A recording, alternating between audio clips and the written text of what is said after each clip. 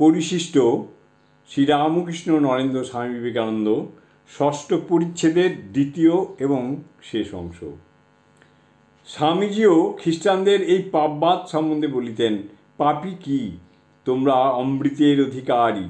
তোমাদের ধর্মযাজকেরা রাত দিন নরকাগ্নির কথা বলেন, সে কথা শুনিও না। আমেরিকার হার্টফোর্ড নামক স্থানে স্বামী বক্তৃতা করিবার জন্য নিমন্ত্রিত হইয়াছিলেন।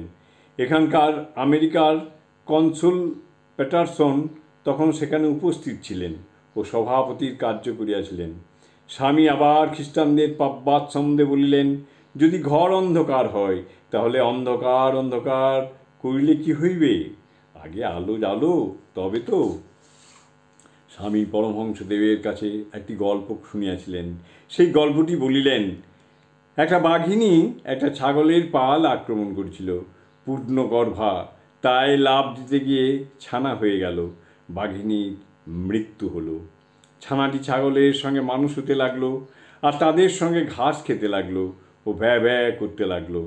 কিছুদিন পরে সে ছানাটি বেশ বড় হলো। একদিন ছাগলের পালে আর একটি বাঘ পড়ল। সে দেখে অবাক হলো, একটা বাঘ ঘাস খাচ্ছে আর ভ্যা ভ্যা করছে, আবার তাকে দেখে ছাগলের মতো লাফাচ্ছে।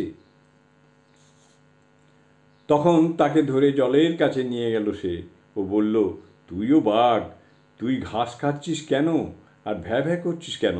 দেখ আমি কেমন মাংস খাচ্ছি, তুইও খা, ওই দেখ জলে তোর মুখ দেখা যাচ্ছে আমার মতোই। বাঘটা সব দেখালে, মাংসেরও আস্বাদ পেলে। জয় ঠাকুর।